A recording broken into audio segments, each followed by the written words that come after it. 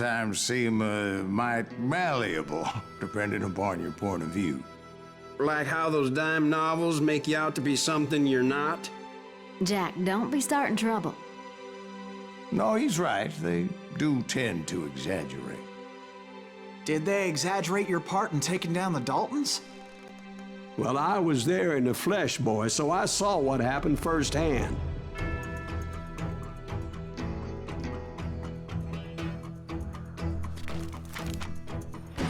Those Daltons were lawmen once, before they all went bad, robbing banks and trains clear across the territory. Until Coffeeville, of course. I was one of the citizens who took up arms that day. Fighting on the side of right? I did my best, sir. We all did.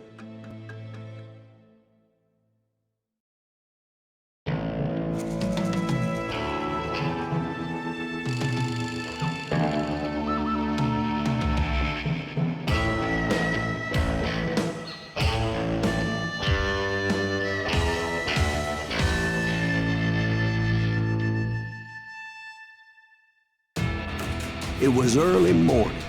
One of my friends was a local gunsmith, and he handed out firearms to anybody who'd take one.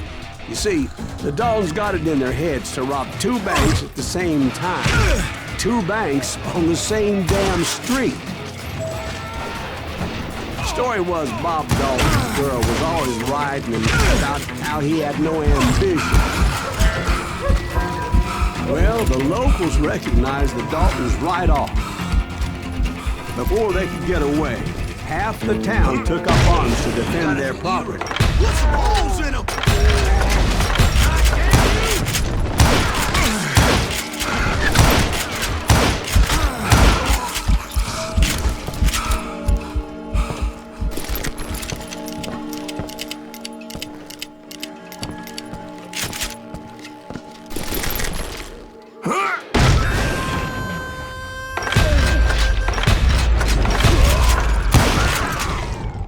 The brothers paid dearly for their stupidity, but everybody knows they had it coming. There's more to it than that. I read all about that day, so I know for a fact that it went down very differently. First of all, it was high noon. A posse of U.S. deputy marshals were on the rooftop across the street. Get ready, boys. They're gonna make a move. The lawmen had been tracking the Daltons for months, but now they finally had them dead to rights. Among them was a bounty hunter feared by many a lawbreaker. This man had no intention of letting the Daltons slip away. The marshals tried to get the Daltons to surrender. They'll give up eventually. We just gotta wait till something bitches out. This bounty hunter knew that the brothers were far too proud to ever lay down their guns.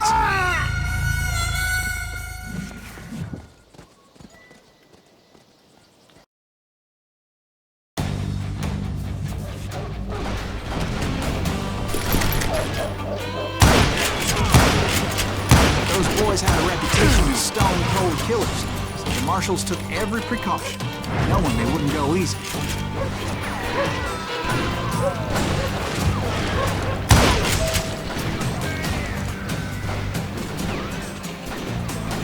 They met an adversary that day who had no fear and offered them no quarter. The marshals tried to get the Daltons to surrender. They'll give up eventually. We just gotta wait till something bitches out. This bounty hunter knew that the brothers were far too proud to ever lay down their guns.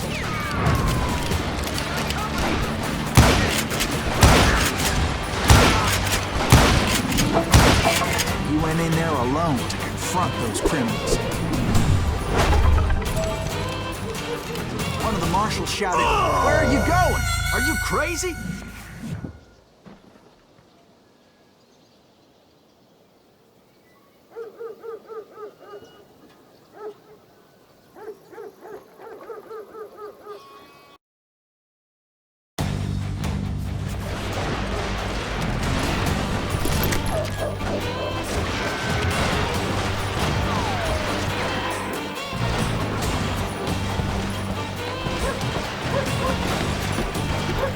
He paid him no mind. He saw a way to get around to the back of the bank.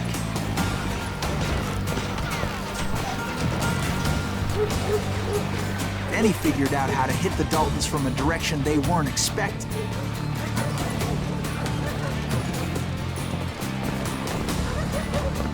From above. Fortunately, a water tower was right there. A moment later, he was climbing up a steep ladder, laughing at danger as he did.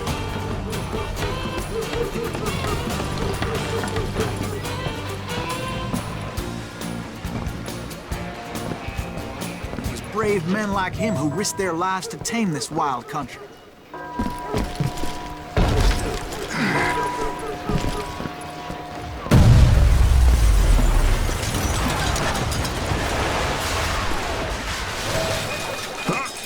We've got company.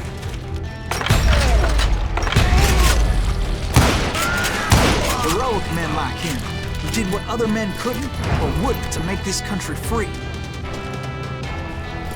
Like Jim Bowie and Davy Crockett, who died defending the Alamo.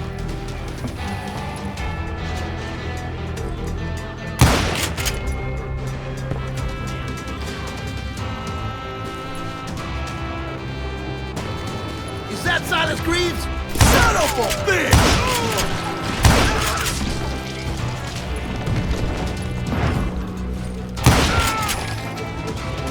Get out here!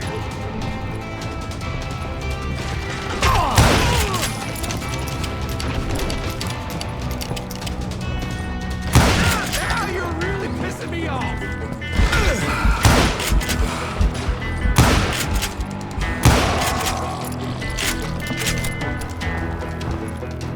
Over there!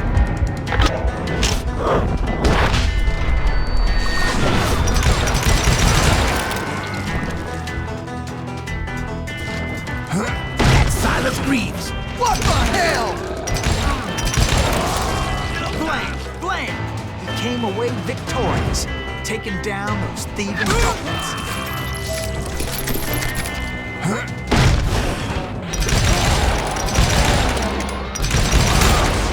His name was Silas Greaves, and when the dust finally settled, he was the last man standing. Sorry, kid, but that just wasn't the way it happened.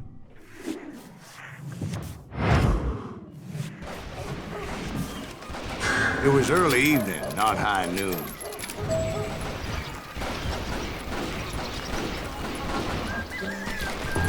I was late to the party and Coffeyville was already up in arms. The Daltons blew up a safe and were all set to hightail it out of there.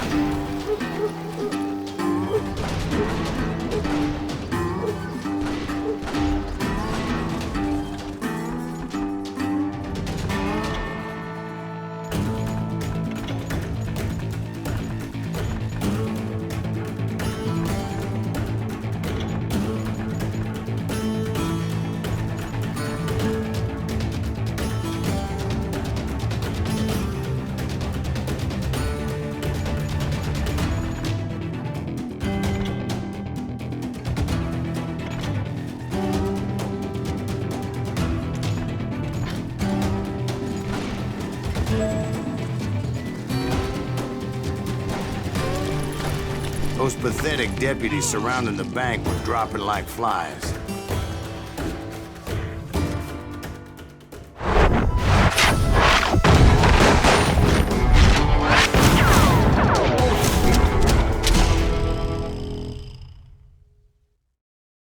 I had been tracking those jokers for months, waiting for them to do something reckless. In for the kill! And finally, they did. Those stupid bastards decided to rob two banks at the same time in the same town where everybody knew them. But they still had friends in Coffeyville. Ain't bothered me none.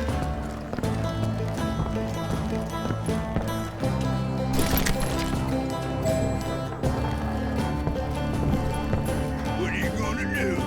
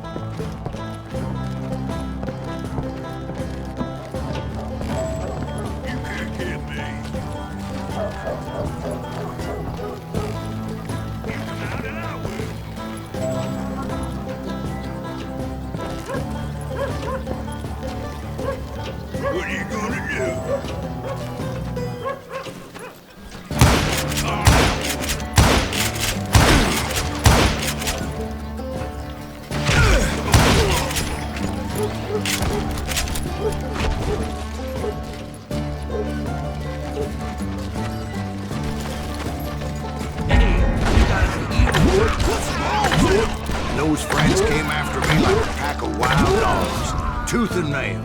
They were coming at me from all directions. I caught sight of the Daltons running with the money and didn't want to lose them. Problem was, they knew the town better than I did. Get those boys. To top it off, I found myself in the middle of another shootout entirely. Did the Daltons hole up in somebody's house? No, it was the Smiths, I believe. They were cousins of the Daltons. And they were shooting at the Browns, who were shooting at the Daltons, which wasn't any surprise, because those two families have been feuding forever. And since the Joneses are related to the Browns, they shot at the Smiths, pissing off the Heimhoffers, whose daughter recently married a Smith. Well, bullets were flying every which way as all the old feuds in Kansas caught fire all at once. There was a hell of a lot of pissed off people in Coffeyville that day. But that's just the way life is sometimes. Shit happens.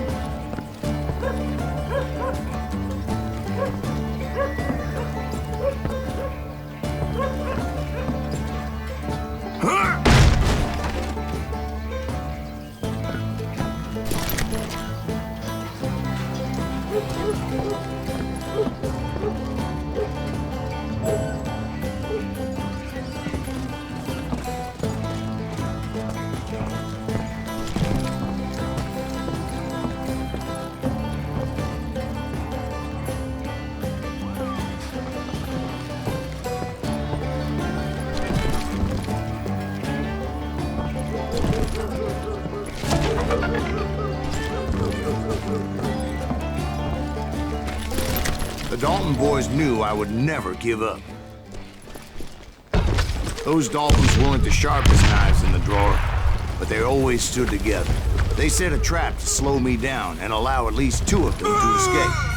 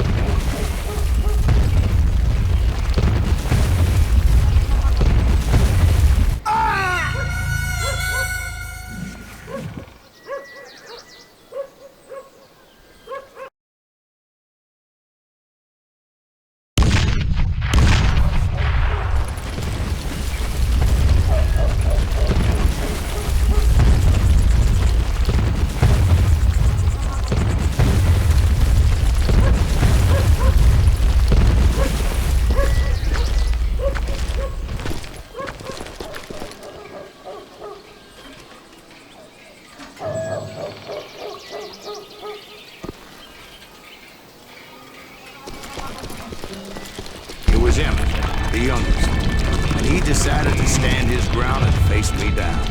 I ain't afraid of you, Silas Greaves. This is where it ends for you. He was determined to protect his brothers.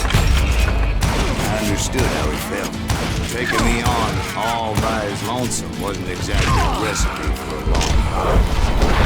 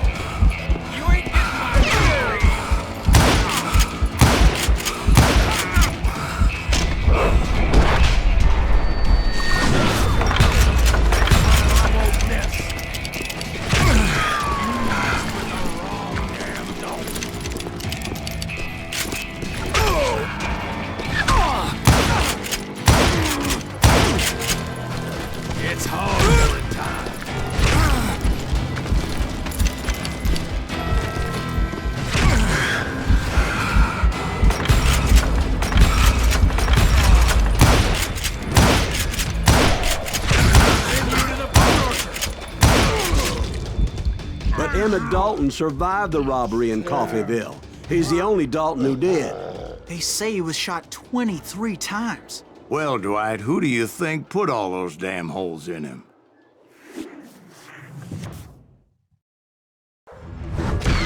But I have to admit, that boy had grit.